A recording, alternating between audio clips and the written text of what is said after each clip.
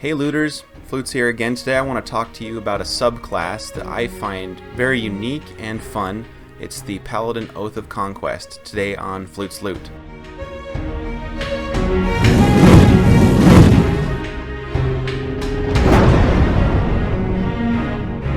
The Oath of Conquest comes to us out of Xanathar's Guide to Everything. What I like about it is that it uses the frightened condition, or fear, to immobilize enemies and even harm them. The Oath of Conquest has an aura that causes frightened creatures to have their movement speed reduced to 0, so they're sitting ducks, and then it'll also start harming them with psychic damage.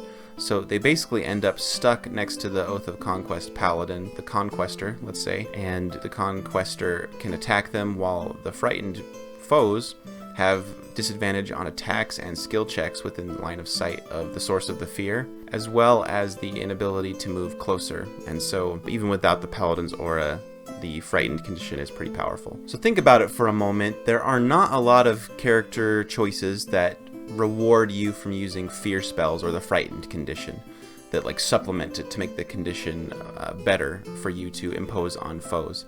That's one reason I like the Oath of Conquest Paladin.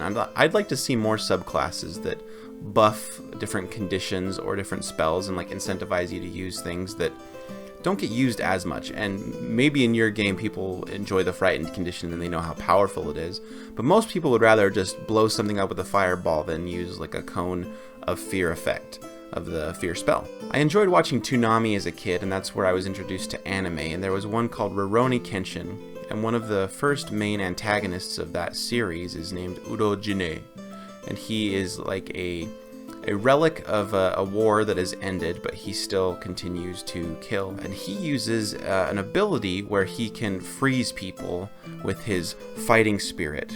And so already that sounds like the frightened condition, plus this Paladin of Conquest's aura that freezes people in their tracks. Maybe not paralyzes them, but makes them immobilized. Additionally, later on, if he really concentrates his fighting spirit, he can cause someone's lungs to slowly paralyze, and so he uses that against the protagonist and says, like, you need to save this girl who has her lungs paralyzed. She's losing her breath, and the only way is to kill me. So that sounds a lot like a concentration spell, like fear, saying like, okay, as long as she's near me and feeling the fear effect, she is going to slowly take damage and die, like the psychic damage from the Oath of Conquest. And so I think that's a great way to envision it, as just this powerful, fighting, martial presence that causes people to just freeze, and they are under the conquest of this paladin. And you could flavor it like this Urojine character was a villain, but you could just as much be a force for good who uses fright against enemies, like Batman, for example. Interestingly, Urojine also could use his technique on himself to hypnotize himself into being at his maximum potential, which the paladins typically have a transformation as like one of their capstone abilities, so that makes a lot of sense too. The Paladin Oath of Conquest has some unique tenets as well. Douse the flame of hope, rule with an iron fist, and strength above all. Douse the flames of hope. It is not enough to merely defeat an enemy in battle. Your victory must be so overwhelming that your enemy's will to fight is shattered forever. A blade can end a life, fear can end an empire. Rule with an iron fist. Once you have conquered, tolerate no dissent. Your word is law. Those who obey it shall be favored, those who defy it shall be punished, as an example to all who might follow. Then strength above all, you shall rule until a stronger one arises. Then you must grow mightier and meet the challenge, or fall to your own ruin. I made an Oath of Conquest Paladin character who completely bought into the fact that like strength is what rules the world, and that's how you teach people to be self-sufficient, is to make them strong and not coddle them. He believed that the law of his order of paladins was exactly what would make the world a better place. And when that came into conflict with his experiences, like his own father, which was part of the order, going against it to actually show mercy to someone, tattled on his father and got him expelled from the order. And he went about his business saying, you know, I did the right thing. He was weak. But he keeps struggling with it as if that was not right. And so this becomes like a point of contention in his heart and character development for points when he thinks about showing mercy and he has to decide whether to be like his father, who is weak, or be like his order, who are strong and showing the people the way of strength. And so that was a really fun way for me to roleplay these tenets of the Paladin of Conquest. And I encourage you, if you're playing such a paladin, to really absorb those tenets and think of what it means to your character and how they would process it, and what it would mean for like their moral choices and what they value.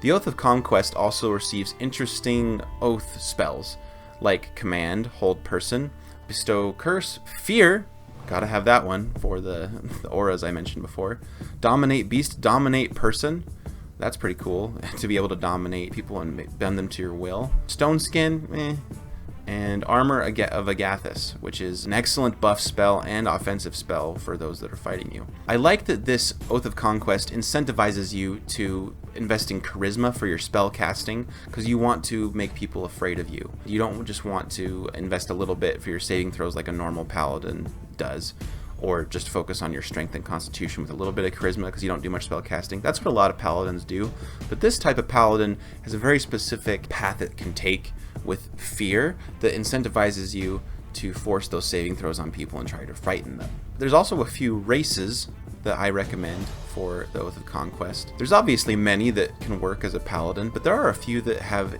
direct interactions with fear effects, and so I want to bring those up. One is the Dragonborn with the Xanathar's Guide to Everything racial feat called Dragon Fear. This allows you to turn your breath weapon into a fear effect, making your enemies frightened of you.